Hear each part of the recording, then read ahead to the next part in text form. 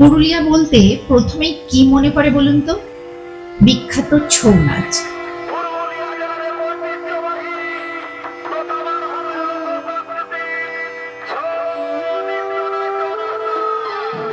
যার পরিচিতি ও প্রশংসা আজ বিশ্বজুড়ে। আপনি পুরুলিয়া ঘুরতে এসেছেন আর মুখোশ গ্রামে সফর করেননি, এমন আবার হয় নাকি? তাই আজকের দুপুরটা ছৌ নাচের আঁতুড়ঘর মুখোশ গ্রাম চড়িদার জন্য বরাদ্দ। পুরুলিয়ার সংস্কৃতি ও ঐতিহ্যের নিবিড় বন্ধনের সেরা উদাহরণ চড়িদা। তাহলে আজকের পর্বে মুখোশ গ্রামের গল্প। মুখোশ গ্রাম চড়িদা পৌঁছতে দুপুর হয়ে গেল। পুরুলিয়া জেলার বাঘমুন্ডি ব্লকে অযোধ্যা পাহাড়ের পাদদেশে অবস্থিত চড়িদা অত্যন্ত বিখ্যাত ঐতিহ্যবাহী শিল্পগ্রাম। এই গ্রামের মূল বৈশিষ্ট্য হলো এখানকার প্রায় প্রতিটি পরিবারই বিশ্বখ্যাত পুরুলিয়ার ছৌ নাচের রঙিন ও বিশাল মুখোশ তৈরির শিল্পের সাথে যুক্ত। 2018 সালে এই অনন্য লোকশিল্পের জন্য চড়িদা গ্রামের ছৌ মুখোশ জিআই ট্যাগ বা জিওগ্রাফিক্যাল ইন্ডিকেশন লাভ করেছে। জনশ্রুতি, প্রায় 150 বছরেরও বেশি সময় আগে বাঘমুন্ডির রাজা মদন মোহন সিং দেবের রাজত্বকালে এই মুখোশ তৈরির শিল্পের সূচনা ঘটেছিল। লোককথা অনুযায়ী বুদ্ধেশ্বর নামের এক আদি শিল্পী এই গ্রামে প্রথম ভগবান শিব ও পার্বতীর আদলে কিরাত ও কিরান্তি মুখোশ তৈরি করেছিলেন, যিনি এখনকার মুখোশ শিল্পের জনক হিসাবে পরিচিত। চড়িদা গ্রামের মূলত সূত্রধর সম্প্রদায়ের মানুষের বাস। প্রায় 150 থেকে 300 জন শিল্পী বংশ পরম্পরায় এই কাজ টিকিয়ে রেখেছেন। বর্তমানে বাড়ির ছোট ছেলে মেয়ে থেকে শুরু করে নারীরাও এই শিল্পে হাত লাগান। একটি মুখোশ সম্পূর্ণরূপে তৈরি করতে সাধারণত 3 থেকে 7 দিন সময় লাগে। মুখোশ তৈরির পদ্ধতিটিও খুবই আকর্ষণীয়। সম্পূর্ণ প্রক্রিয়াটি অত্যন্ত সূক্ষ্ম এবং সম্পূর্ণ হাতে সম্পন্ন করা হয়। প্রথমে স্থানীয় নদীর পলিমাটি দিয়ে একটি মুখের ছাঁচ তৈরি করে রোদে শুকানো হয়। সেই ছাঁচের উপর আঠার সাহায্যে কাগজের মণ্ড এবং সুতির কাপড়ের একের পর এক স্তর বা লেয়ার বসানো হয়।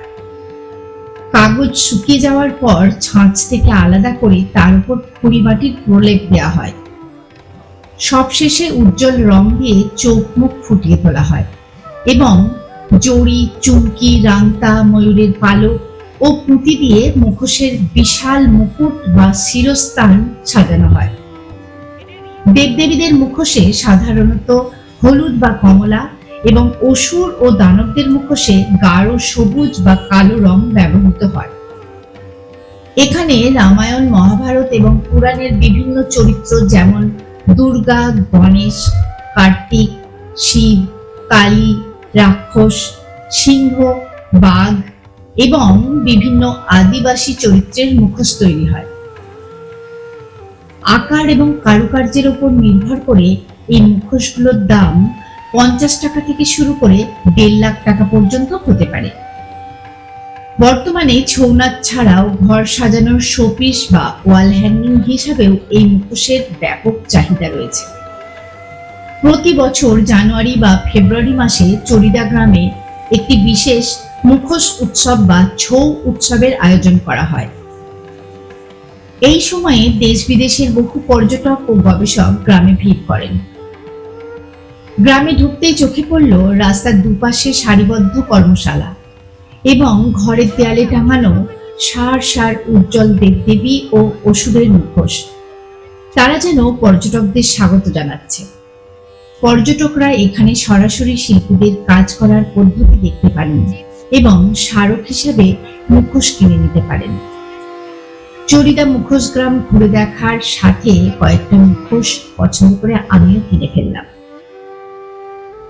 প্রচন্ড খিদে পেয়েছে আমাদের সবার, আর এই গোষ্ঠীর খাবার লাজবাব। শুধু তাই নয়, এখানকার পরিবেশ আর স্টাফদের ব্যবহার, আতিথেয়তা সবকিছু আপনার মন জয় করে নেবে। কটেজগুলো বড় আর আরামদায়ক, তার সাথে পাখির মেলা, ছোট্ট এক জলাশয়, বাগান আর সবুজের সমারোহ এখানকার পরিবেশকে মনোরম করে তুলেছে। ধন্যবাদ দ্য হ্যাপি রোড এমন সুন্দর ব্যবস্থাপনার জন্য। রাতে গেছিলাম বেগুনকোদর স্টেশন, সেই অভিজ্ঞতা দুটো এপিসোড আগেই আছে। পরদিন খুব সকালেই বেরিয়ে পড়লাম, ফিরে চললাম রুটিন জীবনে। আশা করি মুনমুন ফ্যাশনের সাথে পুরুলিয়া ভ্রমণ উপভোগ করেছেন, তাই লাইক, কমেন্ট, শেয়ার করে পাশে থাকবেন। দেখা হবে পরের ভিডিওতে। সবাই ভালো থাকবেন, সুস্থ থাকবেন। সবাইকে অসংখ্য ধন্যবাদ।